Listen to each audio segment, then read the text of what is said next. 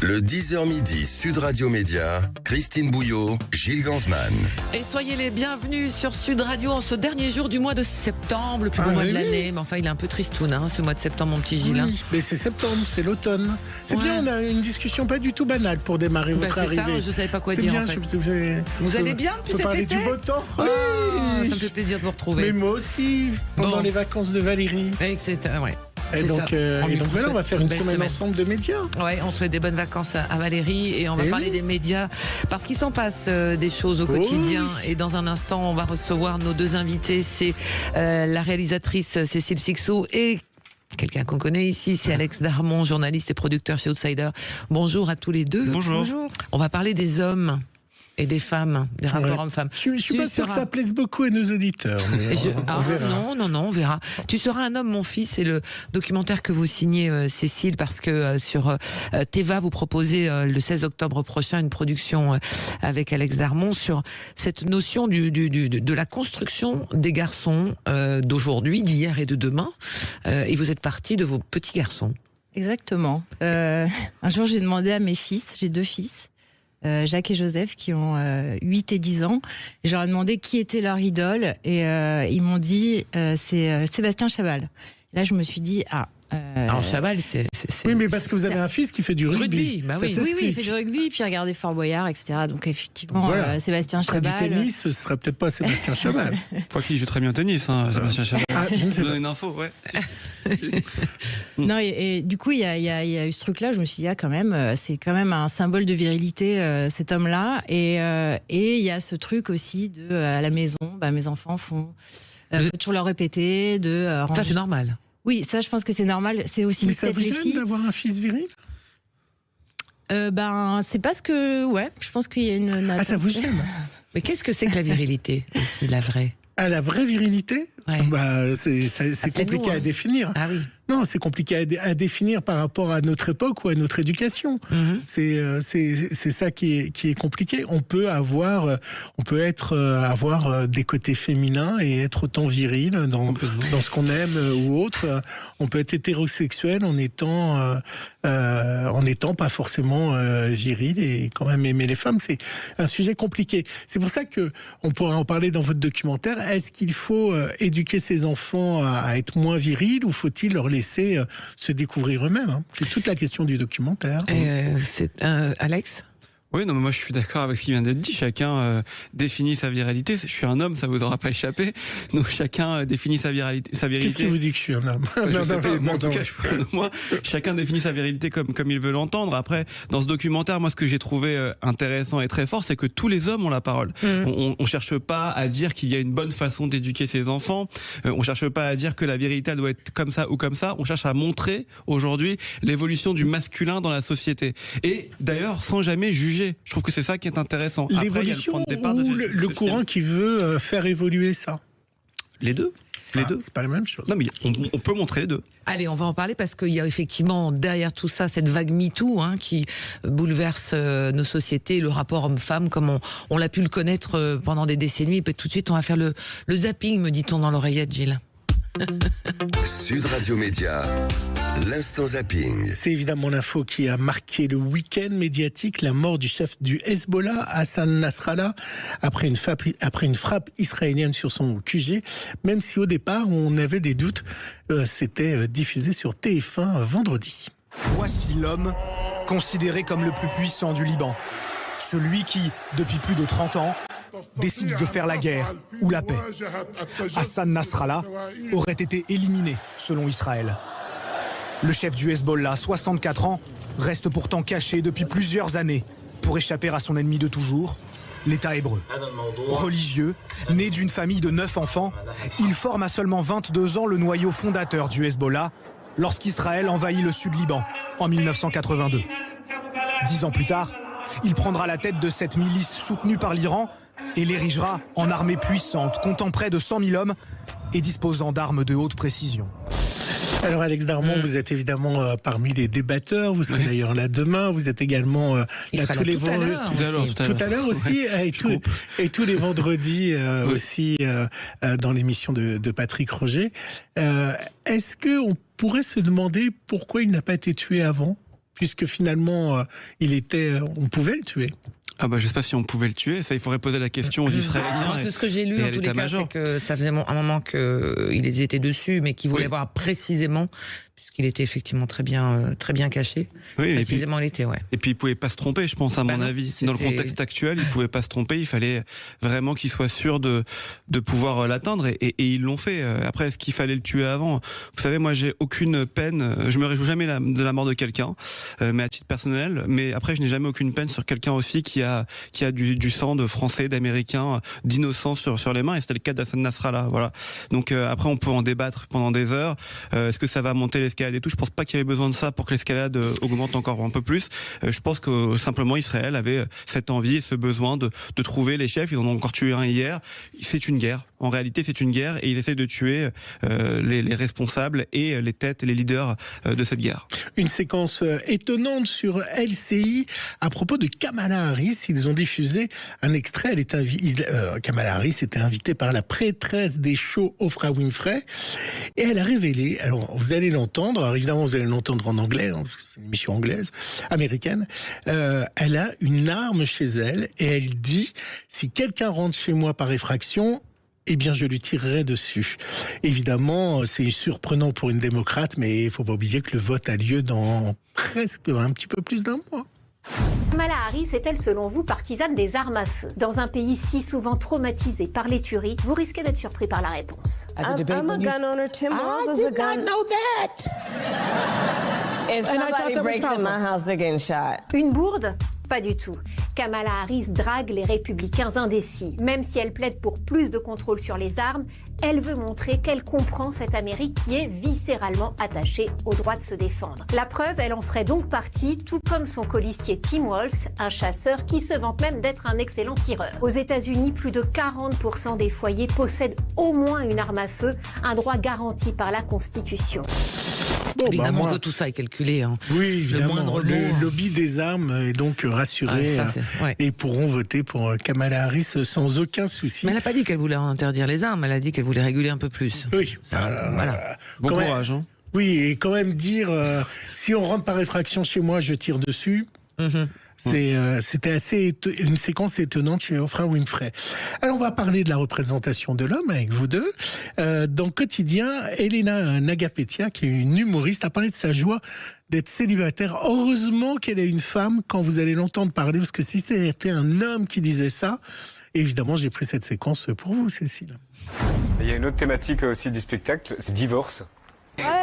D'ailleurs, vous en avez parlé toute seule. Hein. Alors, ce que ça a changé dans ma vie, déjà mon statut marital, le loyer à payer, plein de choses, et surtout ma vie sexuelle aussi. Je ne sais pas si on peut en parler, mais oui. Effectivement, parce que je pense que quand on est marié et fidèle, c'est comme si on faisait un régime, je sais pas, hyper strict. Tu sais, blanc poulet, brocoli, blanc poulet, brocoli. Parfois le brocoli dans le blanc poulet, mais ça reste. Voilà, quoi. Mais tu vois, quand tu divorces, c'est comme un buffet à volonté, quoi. Tu sais, du mafé, du couscous, du chili con carne, livré chez toi H24, c'est incroyable. Donc voilà, grâce à la diversité qu'il y en a en France, il n'y a pas un pays qui m'a pas visité, j'adore le dire. Bon, après, c'est une humoriste, donc tout ça c'est travaillé, mon cher Gilles. C'est bien qu'une femme s'exprime comme ça, justement. Bah ouais. Ça vous plaît ? Ouais. Ça vous donne envie de divorcer ? Non. Pour le coup, non. Bon, si je vous dis, Christine, tu les aimes, mes fesses ? Ça vous fait penser à quoi ? Ah ben Brigitte. Eh oui, Brigitte Bardot. Bon, aujourd'hui, c'est plutôt tu les aimes mes varices et tu les aimes ma prothèse de hanche. Mais évidemment, elle est inoubliable. Elle a fêté ses 90 ans et dans C'est à vous, Yves Bigot racontait une femme traquée qu'elle a pu être. Et elle-même, il y avait un extrait où elle témoignait de la traque des journalistes.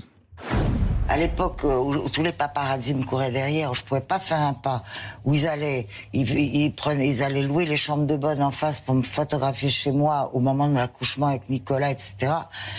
Partout où j'allais, j'étais traquée. Elle a vécu traquée comme un animal. C'est d'ailleurs une des raisons pour lesquelles elle se sent aussi solidaire avec les animaux, parce qu'elle-même a été du gibier pendant des années. C'est incroyable. Elle a failli mourir écrasée par la foule à plusieurs reprises. Une fois à Cannes, en 1968, quand elle y est allée. Mais en Italie, dans plusieurs festivals. Elle a failli perdre la vie simplement parce que les gens la poussaient tellement et la coinçaient contre un mur qu'elle étouffait. On n'aura plus de Brigitte Bardot si on continue à vous écouter sur la femme et l'emplacement de la femme. C'est juste être un objet du désir des hommes. C'est plus possible. Ah non. Donc Brigitte Bardot ne peut plus exister. Je sais pas. C'est vrai. Ouais, non, mais après c'est pas la question de désir des hommes. Je pense que c'est la façon dont les hommes expriment peut-être leur désir vis-à-vis d'une femme qui est parfois problématique. C'est différent. On peut continuer j'imagine, Alex, à travers ces réflexions autour des rapports hommes-femmes, que c'est pas parce qu'une femme est désirable qu'elle doit forcément recevoir un torrent de remarques. Non, mais bien sûr. Et puis, il y a des hommes qui le font tout à fait. Oui, mais ça, après, c'est une mentalité, malheureusement, que vous ne pourrez pas changer chez les hommes. Et on en parlera de ce qu'on a montré dans le film par rapport à ça. Mais heureusement qu'une femme, aujourd'hui, peut rester désirable. Heureusement qu'on peut encore avoir des Brigitte Bardot. Mais par contre, peut-être que la société doit se comporter différemment avec elle. Je vous dis ça. Et en même temps, c'est aussi ce que cherchent les stars. Quand les stars, elles sont des stars, Ken Mbappé, ils cherchent. Alors, c'est pas la même chose, hein. Non, Non, mais ce que je veux dire, c'est qu'ils cherchent aussi à être adulés, à être aimés, à être admirés, et donc à signer des autographes. Et forcément, c'est aussi le jeu. Léon Marchand, cet été, on l'a vu, il a été adulé, adoré, aimé, parce qu'il était exceptionnel. Brigitte Bardot, à son époque, c'était pareil. Aujourd'hui, quand vous êtes une femme célèbre, peut-être que la société se comporte différemment avec vous, et tant mieux. Oui, vous avez vu cette séquence avec Léon Marchand où il se fait passer de l'huile par Moi, je l'ai vu le frère faire un Manodou. Rubik's Cube en espace de 15 secondes, répondant à une interview. J'ai trouvé ça dingue. Oui, tout à fait. C'était sur Canal+, sur des clips. Voilà, je ne pouvais pas vous passer parce que c'était visuel, Christine. Oui, mais ça s'entend. On entend la séquence. Je vous passerai demain. Si vous voulez. Bon, on est obligé. Ah oui, encore un petit bout. Je suis toujours en musique, enfin. Ah oui, mais c'est vrai. Mais vous pouvez dépasser, vous êtes Valérie expert, vous pouvez dépasser jusqu'à 25. J'ai tous les droits, moi.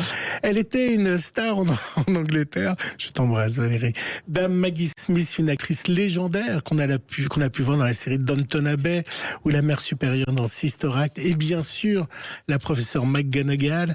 Dame Maggie Smith est oscarisée à 2 reprises. Elle nous a quittés à 89 ans et on écoute un peu la musique d'Harry Potter.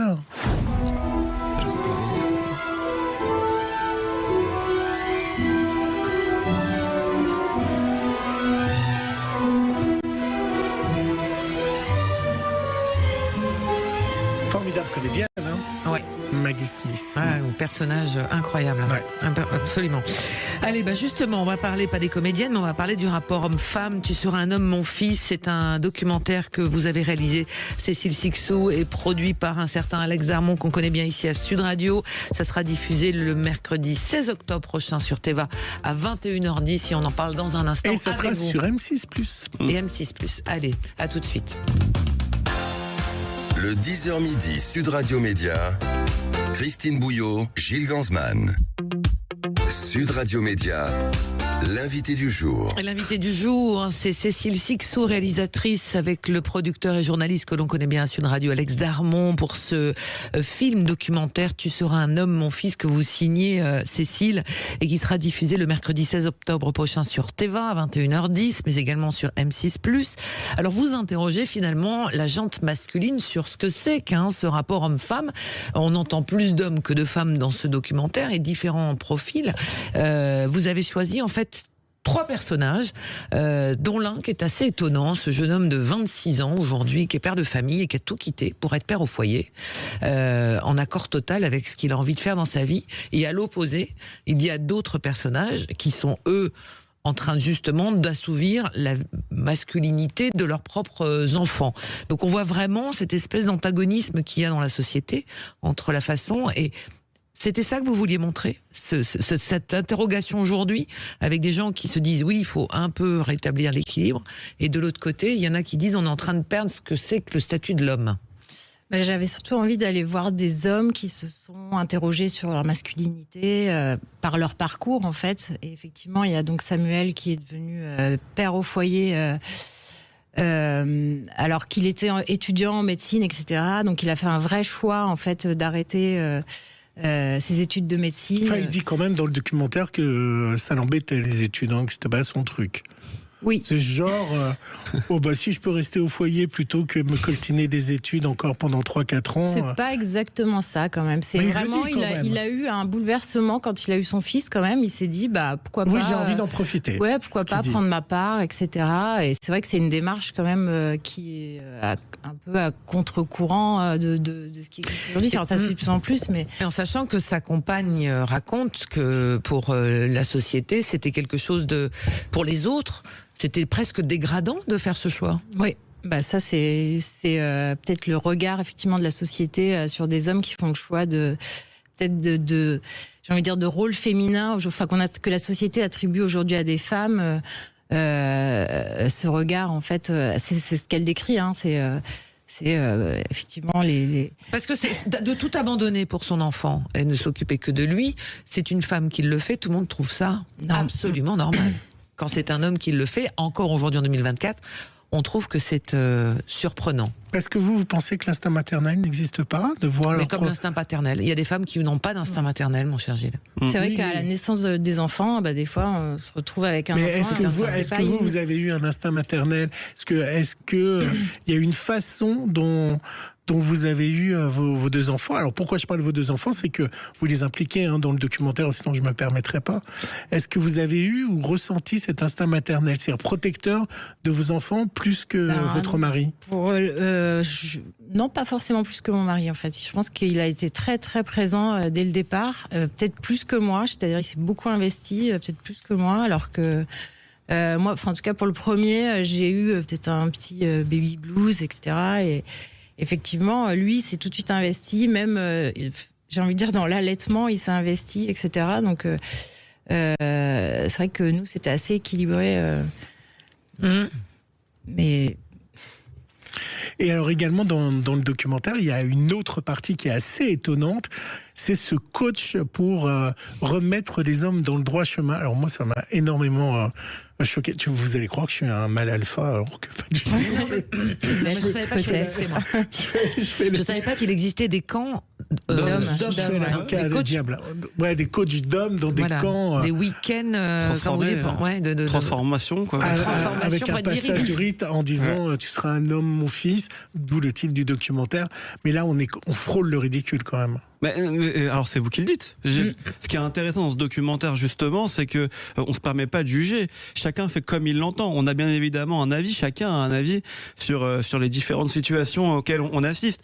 Maintenant, voilà, si ça permet à des hommes, à des familles, à des papas avec leurs enfants, avec leurs fils en l'occurrence, de pouvoir se parler, échanger, pourquoi pas ? Moi, j'ai mon avis sur la question. Alors, je vous écoute. Non, mais est-ce qu'il intéresse vraiment les gens ? Moi, c'est pas ma façon de voir les choses. Voilà, très clairement. Maintenant, je trouve ça intéressant de le montrer parce que ces stages, ils sont suivis, qu'on a eu la chance de pouvoir y entrer, et ça, c'est quand même exceptionnel. Et bravo à Cécile d'avoir réussi à obtenir cette autorisation.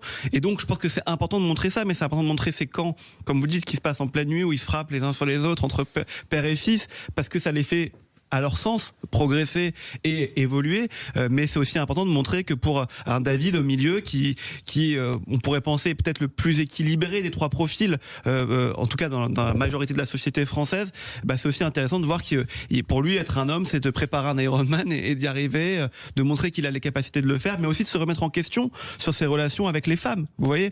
Donc c'est aussi ça qui est montré à travers ce documentaire, et je vous dis ça pourquoi, c'est parce que chez Outsider, quand on a travaillé avec Mathieu Marès-Savelli et Amaury et Cécile sur ce documentaire, on a toujours remis en question, on s'est toujours remis nous-mêmes en question en se disant mais est-ce que moi je serais plus comme ce profil-là ou ce profil-là, ou comme la famille de Cécile. C'est ça qui est réussi dans le documentaire, c'est qu'on peut s'y retrouver. Alors Cécile, il s'adresse aux hommes ce documentaire ou aux femmes ? Parce que moi aussi je me suis interrogée sur en voyant ces différents profils d'hommes, sur quelle direction la société prend-elle aujourd'hui dans cette relation homme-femme ? Je pense qu'il s'adresse déjà aux mamans, c'est-à-dire comment aujourd'hui on fait de nos enfants, de nos garçons, des hommes qui connaissent en fait les limites du consentement, j'ai envie de dire, de ces choses-là. Enfin, comment est-ce qu'on apprend à nos enfants à à s'arrêter quand il faut, etc. Et à pas être, j'ai envie de dire, des violeurs ou des...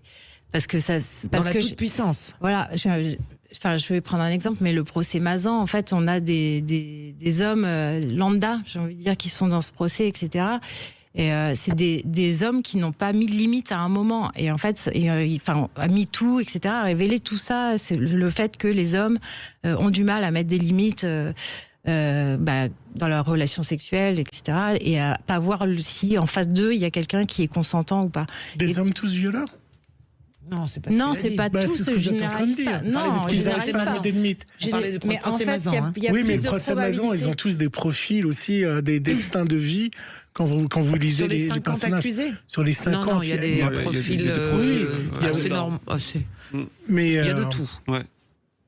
En fait, il y a plus de probabilités aujourd'hui que nos enfants soient violeurs qu'ils aient un accident de voiture, quoi. Donc, c'est ce que je dis dans le documentaire. Enfin, ce que dit Samuel à un moment dans le documentaire, c'est moi ma plus grande peur, c'est que mon fils devienne un violeur ou un abuseur, parce qu'il y a plus de probabilités aujourd'hui qu'il devienne violeur plus qu'il ait un accident de voiture, quoi. Donc, plus qu'il y a 20 ans.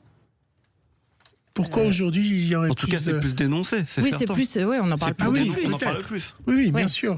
Mais on en parle plus parce qu'il y a aussi une libération de la parole, qu'on le veuille ou non, de la part des femmes, parce qu'on vous parlait des garçons, mais on pourrait faire après l'autre biais, la suite, finalement, le regard de ce documentaire à travers les yeux des jeunes filles ou des femmes, des mères de famille, même des grands-mères. Moi, je sais que ça fait partie des discussions autour de quel rapport homme-femme on veut. Oui, c'est effectivement oui, on peut aussi voir ce biais-là. Enfin, moi, j'ai trouvé ça intéressant que vous vous posiez la question avec justement les témoignages de cette sociologue qui dit qu'il y a un retour aussi aujourd'hui assez puissant de personnalités, de gens dans la société qui aimeraient retrouver une place, on va dire, historique de l'homme. Les hommes, surtout. Enfin, c'est en fait les mouvements des femmes, c'est-à-dire l'émancipation des femmes. Il y a eu un mouvement d'émancipation des femmes dans les années 70. Il y a eu MeToo, et en fait tous ces mouvements des femmes, en fait, font bouger les hommes. C'est-à-dire que les hommes, du coup, mettent ont des résistances, etc. Et c'est pour ça qu'il y a des mouvements masculinistes. C'est pour ça que tous ces mouvements de résistance masculins sont liés en fait aux révolutions féminines. Et ceux qui disent, par exemple, qu'on ne peut plus rien dire à une femme, lui faire un compliment, etc., vous leur répondez quoi ? C'est vrai que, en fait, aujourd'hui, moi, ça me choque quand dans la rue, il y a quelqu'un qui m'alpague, il me fait c'est pas la même chose. C'est pas la même chose si quelqu'un vous dit au cours du dîner, vous êtes vraiment jolie ou vous avez beaucoup de charme. C'est différent entre quelqu'un qui vous siffle dans la rue. Je suis d'accord avec vous. C'est pas la même chose. Quelqu'un qui vous fait un compliment. Après, ça dépend du contexte. Si quelqu'un rentre avec vous dans l'ascenseur et dit vous sentez bon, vous le sentez comme une agression ? Aujourd'hui, je pense que ça monte au cerveau. Je me dis c'est bizarre, si je le connais pas ou si vous sentez bon. Déjà, tant mieux. Pour commencer. C'est plutôt bon. Mais aujourd'hui, je pense qu'il y a 10 ans, j'aurais pas réagi pareil. Mais aujourd'hui, c'est-à-dire qu'on est passé peut-être d'une extrême à une autre, Gilles. Absolument, dans les rapports aussi. C'est-à-dire qu'on est passé de on se révoltait pas à maintenant on dit non, ça c'est tu dis pas. Alors comment on fait, nous qui sommes des hommes On se pose des questions. Moi, c'est le cas. Je vais vous dire franchement. Vous retenez un peu. Comment vous retenez. Non, mais on se retient. Je sais pas. Moi, j'ai pas le sentiment. C'est sympa d'avoir un compliment dans la vie. Non, mais en plus, moi, j'ai pas le sentiment quand je fais un compliment à une femme d'être déplacé, parce que je sais où sont les limites. Ce que tu disais, Cécile, il y a quelques secondes, il y a des limites à ne pas et des limites à ne pas dépasser et à franchir. Mais c'est encore une fois pour ça que je trouve que le propos est intéressant dans ce documentaire, c'est que c'est des questions qu'on se pose, mais qu'on se pose très rapidement, sans jamais avoir ou apporter de réponses concrètes. Et moi, je vais vous dire, je fais des interviews politiques, vous le savez, à côté. Je me rappelle avoir eu une discussion avec Sandrine Rousseau sur le fait qu'aujourd'hui, élever des petits garçons, je trouve que c'est très compliqué. C'est très compliqué dans mon entourage. Quand j'en parle, quand on en a parlé ensemble lors de la préparation de ce documentaire, c'est très compliqué d'élever des petits garçons en 2024 parce que justement, il y a une responsabilité. Si vous voulez une société plus égalitaire, ce que je souhaite, si vous voulez une société plus égalitaire, il faut pouvoir mettre des limites sans pour autant sans pour autant aller contre nature, en quelque sorte. Voilà. Donc c'est aussi ça qui est intéressant à interroger dans ce travail. Donc vous voudriez pas que votre fils soit un dragueur, même si ça lui plaît de draguer? En fait, il fera ce qu'il veut, mais je veux juste qu'il connaisse les limites en fait de la personne qui est en face de lui.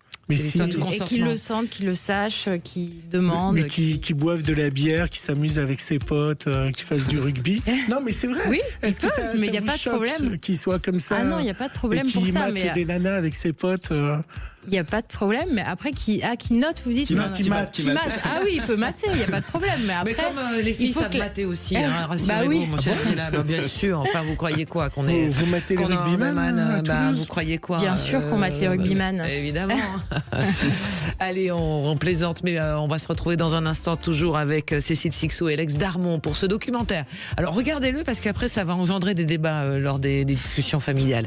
Tu seras un homme, mon fils, est diffusé sur TF1 le mercredi 16 octobre. À tout de suite. Le 10h midi, Sud Radio Média. Christine Bouillot, Gilles Ganzmann. Sud Radio. Le supplément média. Allez, c'est passionnant. Tu seras un homme, mon fils. C'est un documentaire signé Cécile Cixous, produit par Alex Darmon, qui sera diffusé donc sur TF1 mercredi 16 octobre prochain et visible également sur M6+. Alors, on peut citer les associés d'Alex qui ont collaboré et produit ce documentaire. Avec qui on travaille au quotidien, Mathieu Marès-Savelli, qui a fondé Outsider, et Amaury Hendrix, qui nous accompagne au quotidien. Une excellente société de production, écoutez, je confirme. En tout cas, une très belle association. Exactement. Que des hommes. Ouais. Oui, mais on a beaucoup. Non, mais vous avez raison. C'est un film où on ne parle pas de parité. C'est pas cette question-là qu'on évoque. C'est le rôle que chacun peut prendre dans la société. Et je voulais revenir là-dessus, c'est qu'on ne parle pas que des relations hommes-femmes sur le plan des sentiments ou en tous les cas amoureux. Vous mettez aussi et vous interrogez on va dire la place des garçons sur les tâches du quotidien, ce qu'on appelle. Je range la vaisselle. Dans le doc, d'ailleurs, je vais voir mes copines et on a cette discussion autour de comment on fait avec nos enfants. Et il y en a une qui dit moi, je leur répète, je ne suis pas ta boniche. Donc, en fait, tu vas débarrasser le lave-vaisselle. Mec, il faut que tu saches comment on fasse une machine à laver. Et c'est vrai que en tant que parent, parce que je pense que c'est un truc de couple, il faut qu'on dise à nos garçons que c'est un partage aujourd'hui, qu'on doit se déconstruire. C'est pas que aux femmes d'avoir la charge mentale, de faire les tâches ménagères, etc. La charge mentale d'allumer un lave-vaisselle et mettre. C'est les papiers, faire les dossiers scolaires. Vous voulez que je vous la fasse là? Non, mais très caricatural. Je joue l'avocat du J'ai bien compris, mais c'est pas juste d'appuyer sur le lave-vaisselle, la charge mentale. C'est aussi de se dire qu'il faut le faire, qu'il faut débarrasser, qu'il faut que ça rentre prévoir les repas, rentrer dans quelque chose. Moi, quand j'avais 6 ans, on me disait ta mère à débarrasser, ta mère à la cuisine. Oui, il faut que ça devienne un automatisme en fait. Mais c'est marrant, ça s'abandonne au fur et à mesure. Ça se fait en cours de route, c'est pour ça qu'on comprend pas. Non, je plaisante. Mais c'est un vrai sujet, la charge mentale, la répartition des tâches ménagères. Ça, c'est les statistiques de l'INSEE qui le disent très clairement. C'est que ça repose encore beaucoup sur la gente féminine. Ça progresse, mais un peu lentement. Et donc, vous seriez plus amoureux de lui s'il passait pas l'aspirateur? Non, ça n'a rien à voir. C'est simplement qu'il y a un partage des tâches entre les deux. Moi, je réponds sérieusement. Gilles, ce matin, est très en forme, en tout cas. Non, je suis très nerveux. Je quitte. Je joue. Il fait de la couture, votre mari. Alors ça, c'était une autre. Là, pour le coup, je redeviens sérieux et moins avocat du diable et sarcastique. Ce qui est intéressant dans ce documentaire, c'est que il est fait à l'américaine, c'est-à-dire que c'est très rare que la journaliste s'implique. Il y avait Canal+ qui avait fait ça, qui avait suivi quelqu'un qui avait décidé de se désintoxiquer de son portable et de tout ce qu'il avait. Il y avait eu un autre documentaire spécial France où il voulait acheter que des produits français, donc il avait viré sa machine à laver, tout ce qu'il avait de français chez lui. Et là aussi, vous vous impliquez. Comment, quand on est journaliste, on dit je vais mettre en scène mes enfants, mon mari, mes copines? C'est vraiment très rare en France. Pour revenir sur le côté média. Je me suis dit autant le faire à fond. C'est-à-dire que si je m'implique, c'est-à-dire quelque part, je suis aussi représentative quelque part des familles et je pense que en se montrant quelque part et en le faisant à fond, Non, mais c'est assez impliquant. Comment vous avez dit ça à vos maris, à vos enfants? Je vais raconter notre vie de famille. Mon mari, il était OK. Il n'avait pas le choix. Alors, non, mais en fait, Parce qu'il fait quoi dans la vie, votre mari? Il est enseignant. Et donc, il y a une séquence assez étonnante. On voit votre mari faire de la couture. Ouais. Est-ce que vous imaginez que après la diffusion, dans mercredi, dans 15 jours, à l'école, on va pas le charrier, ses élèves?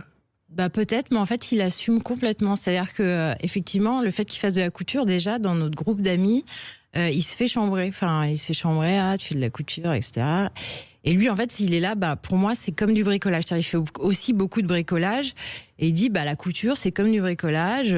Il aime bien ça, quoi. Donc, Et pendant qu'il fait de la couture, vous, est-ce que vous faites, vous mettez des tableaux, non. Vous voyez. Mais je l'ai fait, je fais du bricolage, mais avec lui. Mais bon, c'est lui qui est très technique, etc. Donc, et pour lui, c'est un truc technique. La couture, c'est un truc technique. Et ça vous a pas gêné alors d'impliquer tout le monde dans l'histoire? Qu'est-ce qu'elles vous ont dit de vos copines?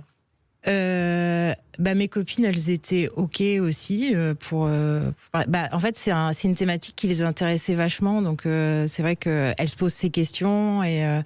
On en a parlé avant et effectivement, c'est des questions qu'elle se pose, donc c'était un peu évident pour elle aussi. Est-ce que la question derrière ce film aussi qui pose, c'est celui du droit des femmes, mais aussi du droit des hommes, tout simplement, mais du droit des femmes? Est-ce que vous avez l'impression, Cécile Sixou et Alex Darmon, qu'aujourd'hui, avec l'époque politique dans laquelle on vient d'entrer, finalement, on voit pondre effectivement quelques tensions, est-ce que ce droit des femmes peut être remis en question? C'est ce que disait Simone de Beauvoir. Ah ouais. On a vu que dans le nouveau gouvernement, il n'y avait pas de ministère homme-femme et qu'il a été rajouté en même temps que les handicapés. Je crois qu'il n'est pas paritaire. Exactement. Et c'est le même ministère que les handicapés, le rapport homme-femme. Non, mais même au-delà du gouvernement, moi j'ai le sentiment effectivement que vous pouvez avoir un doute sur le droit des femmes aujourd'hui, en tout cas sur la poursuite de son développement. Et je vous dis ça, et en même temps, on a quand même constitutionnalisé l'IVG au mois de janvier dernier, ce qui était hyper important, parce qu'en fait, le droit des femmes, il n'est pas si inquiétant que ça en France, en tout cas, je pense, à mon sens. Mais il faut jamais dire jamais. Il est plutôt inquiétant chez nos voisins ou dans d'autres pays dans le monde. Et malheureusement, j'ai souvent le sentiment que la France est en retard pour tout, et donc elle peut être en retard aussi pour ce recul du droit des femmes. Donc, voit en Italie. Oui, en Italie, mais même en Hongrie. Comment ? Aux États-Unis, mais pour aller encore moins loin, vous avez raison, en Italie ou en Hongrie, c'est nos frontières. Vous voyez que le droit des femmes, concrètement, il recule. Donc oui, il faut toujours se battre. De toute façon, un droit n'est jamais acquis, quoi qu'il arrive, et encore moins pour les femmes. Et c'est pour ça que c'est intéressant aussi, vous l'avez dit, d'en parler, de parler de ce regard, du regard des femmes, parce que c'est un regard de femme que tu apportes dans ce film sur les hommes. Et en plus, il faut quand même le dire, Teva nous a laissé une liberté assez globale pour pouvoir le faire, ce film. C'est assez remarquable pour une chaîne, c'est-à-dire qu'on a eu le droit vraiment de raconter ce qu'on voulait raconter, et tu as eu le droit de dire ce que tu voulais dire, et ça c'est important, parce que ça vient vraiment j'ai le sentiment, ça vient vraiment du cœur, et on le voit avec ses enfants, avec tes enfants qui aussi se livrent. Voilà, toutes ces paroles, comme vous l'avez dit Gilles tout à l'heure, c'était pas obligatoire et c'est pas habituel de voir ça dans un documentaire, ça part vraiment du terrain. Voilà. Vous êtes chaque vendredi avec Patrick Roger face à Éric Ténier. Pourquoi le débat en radio est devenu aussi important, et qu'est-ce que vous retirez de ces premières semaines de face à face avec Éric Ténier? Écoutez, d'abord que du bon. Je trouve que c'est hyper intéressant et stimulant pour moi de venir le vendredi matin, en fin de semaine, faire un bilan de la semaine, pas de ma semaine, mais de la semaine en général.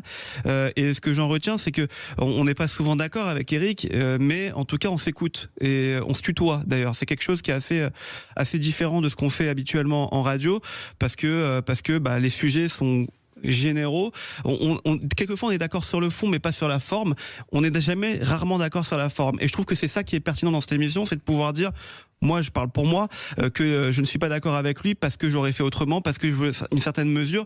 Voilà. Et ce que j'en retiens, c'est aussi, il faut le dire, qu'il y a une certaine radicalisation dans la société, et c'est un peu aussi l'objet de ce documentaire. Si vous n'écoutez pas cette radicalisation et que vous n'essayez pas de débattre avec elle, de toute façon on va dans le mur. Donc c'est aussi pour ça que j'ai accepté de le faire, et que je trouve ça très pertinent, et que je trouve qu'Éric est un excellent débatteur avec moi. Oui, et ça c'est le vendredi matin. C'est mais le vendredi Alex Darmon, chez Patrick Roger. Exactement, sur Sud Radio, mais Alex il va rester là après. Ouais, avec plaisir. Parce qu'on va débattre aussi avec tous nos amis. En tous les cas, on vous recommande chaleureusement. Puis vous allez nous passer un petit coup d'aspirateur dans le studio. Non. Parce que vous êtes déconstruit. Mais non, je suis déconstruit. Non, je rigole. Je suis pas là pour ça. Allez, tu seras un homme, mon fils, c'est signé Cécile Sixou. Merci beaucoup Cécile. Et la bise à Jacques et Joseph. Ouais, Sur vos un deux gros bisou, enfants. hein, pour Ouais. vos deux petits Champion garçons. de trop rugby. mignons. Voilà, et on les embrasse. Alex Darmon, journaliste et producteur chez Outsider, qui produit donc ce documentaire qui sera diffusé le 16 octobre sur la chaîne Teva. Et dans un instant, on va tenter de se mettre d'accord. Merci Gilles, à demain. À demain. Sud Radio, votre attention est notre plus belle récompense.